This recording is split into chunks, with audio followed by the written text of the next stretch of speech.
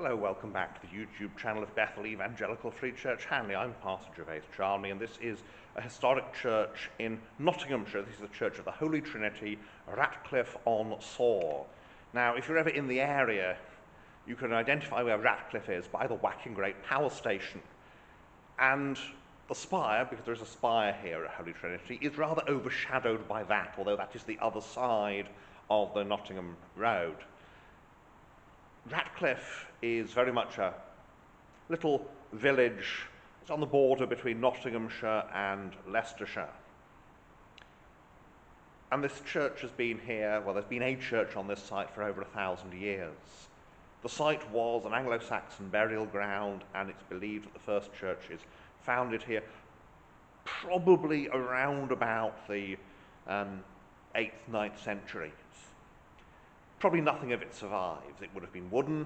Anglo-Saxon churches generally were wooden, and we shouldn't think of them, of course, as being primitive because you can make some wonderful things with wood. But they were, shall we say, a little more vulnerable. And so following the Norman conquest, there is the great rebuilding in the 12th century, which is when most of England's churches that exist then are rebuilt in stone. And probably the oldest parts of this building are 12th century. There may be some earlier work. It's then enlarged in the 13th and 14th centuries until it becomes what we see today. And as we look around, we'll see also some even later work. The church is most noted for its memorials, which are up in the North Chapel, and we'll see them. This part of England has alabaster quarries. And alabaster was used to make those fantastic medieval and early modern memorials that so decorate some of our churches. And because here is where the alabaster was quarried, here is also where a lot of the stonemasons were. And those stonemasons then, it was relatively easy to get an alabaster worker to make your tomb if you lived here, because they didn't have to travel so far. They were local. And we'll see that as we go around. So let's do that then, shall we? A tour of the church. As usual, then we start at the west end and looking east. The church is one of the cases where you've got two quite big aisles. The south aisle, as you can see here, is bigger than the north, and the result is it's quite a broad building for its length.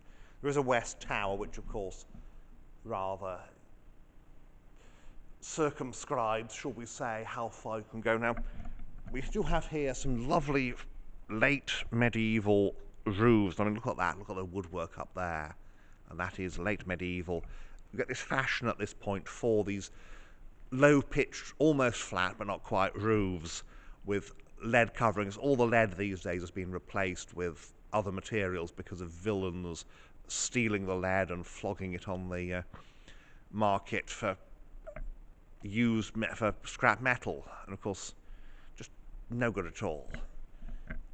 Holy Trinity is also noted. It has two fonts. This is the Victorian font, which is here by the door. And then we have the medieval font, which has lost its base, or maybe the Victorian font's on top of it, and is on a little brick plinth, by the look of it, over there on the north side.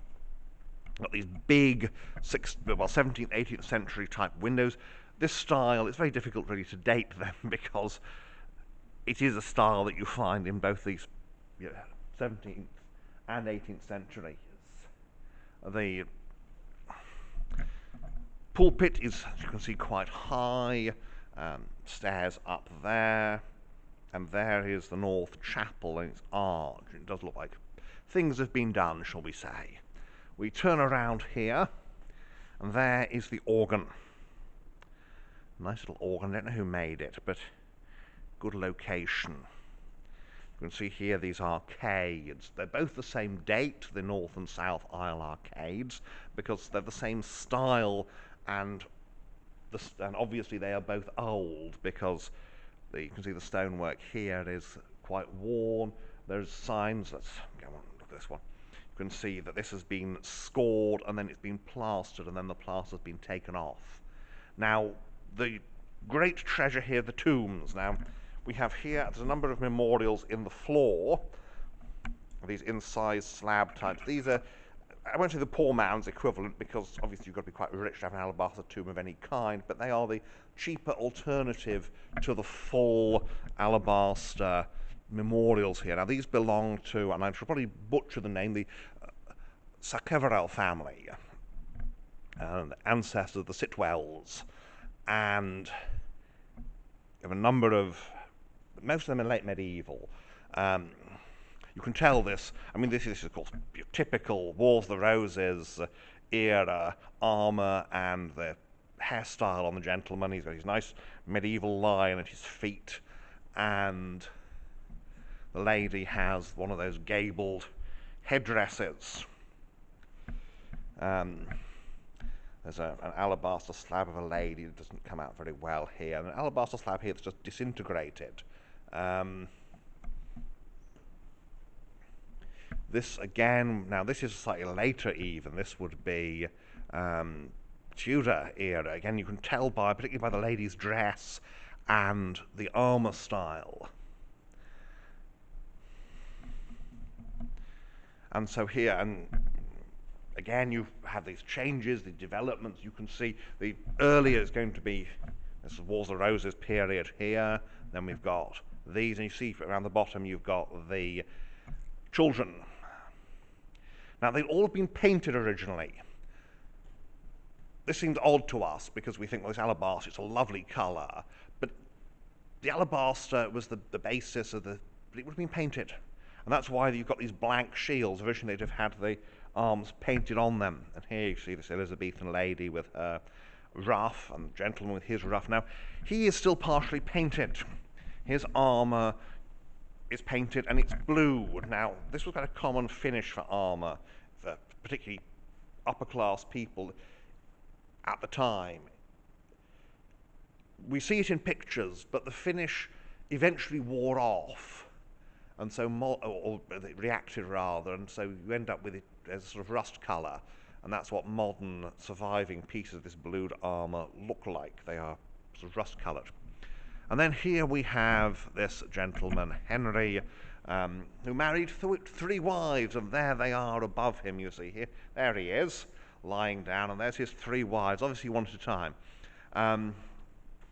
Marie, daughter of Robert Gitting in the country of Kent, Esquire, by whom he had issue one son and two daughters. She died 27th of October 1600. Second wife was Eliza, daughter to William Copley of Stratborough in the county of York, Esquire, who died the 13th of May 1616. His third wife was Lucy, daughter to William Boughton of Lawford in the county of Warwick, which Henry, and he then predeceases her, dying on the 17th of January 1625. And there we have the children, and you can see that two of them are shown as having died in infancy, and the third is shown as a little girl, not as an adult. So there's the suggestion that basically all his children died young. He only had three, and they all died young. And then here we have the sedilia, lovely 13th century sedilia and piscina.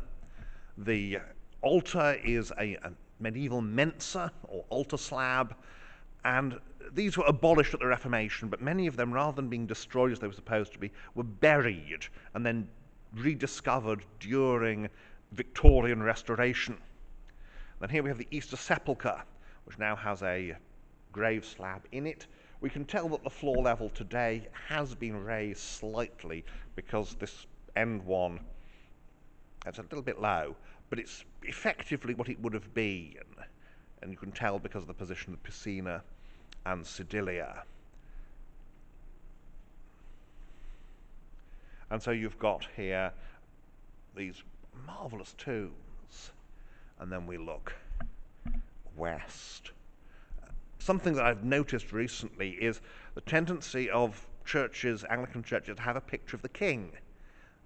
Now, when I was younger, in fact, before the death of Queen Elizabeth, you didn't see many pictures of the monarch in churches, and it's become a thing. And given the monarch's position as governor of the Church of England, it does make some sense. Nice 17th century communion table there. And the seating, of course, is Victorian benches, and not a lot of stained glass. There's a few little fragments of medieval glass at tops of windows, but nothing else. And so that is the inside here at Ratcliffe-on-Soar. Let's go outside. So here we are outside at Ratcliffe-on-Soar. Now, of course, the Soar is the local river that runs by the village, or through the village, hence Ratcliffe-on-Soar. And villages are generally built, one of the things you need is a water source, some sort of water supply. So that's why you get these villages built along the rivers. You can see from the outside here this nice stone building. The stone of the chancel, it's pretty well weathered. It's been around here for hundreds and hundreds of years. So we'll have a look around outside, see what we can see. And some of it will be in terms of what's been changed and altered over the years. So let's do that. And so we start here on the south side. Of course, the south side gets the most light. We've got a nice little brooch spire there, coming straight out of the 13th century tower. The spire's later than the tower. There's some nice 13th century work in the chancel, of course, that we saw on the inside. And then the 14th century south aisle. These enormous great windows. You can also see that it's leaning a bit, and that this buttress here has actually been renewed recently, because the buttresses are in fact not just decoration, they are structural.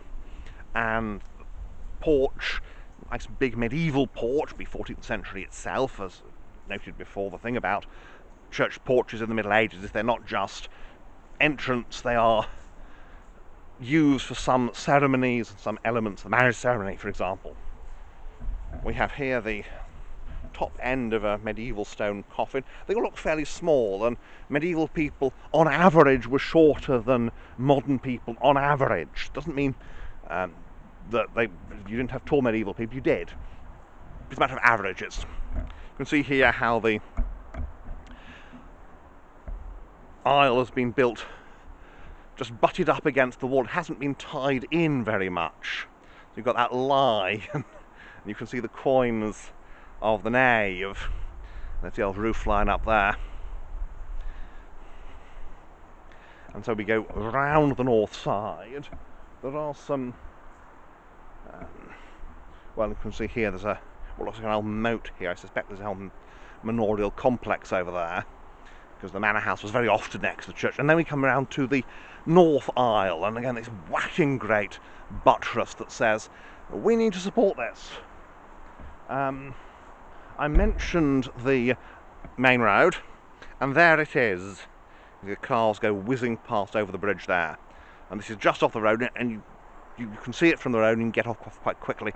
And you see here, this is 18th century now, looking at the stonework, and it's been rebuilt. There would have been an aisle here before because the arcading inside, but obviously the aisle became unsafe and was rebuilt in its present form.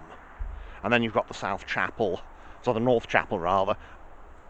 Quite common. You need somewhere for the, well, you'd have a chantry, of course, for the big house found in the manorial family. Certainly with those memorials, it's a lot of money just to buy one of those big memorials. And there we have the spire, inspiring and reaching heavenward. So we'll go along to the end here to get a proper view of the the east end, and that big decorated window. So that is Holy Trinity, Ratcliffe-on-Soar. So there we go, Holy Trinity, Ratcliffe-on-Soar, first Nottinghamshire church. It's just inside Nottinghamshire as you're coming out from Stoke-on-Trent, really, which is why it's the first Nottinghamshire church in this series, in these videos, because it's the first one you get to as you leave Stoke-on-Trent. So thank you for watching, and may God bless you and keep you until next time.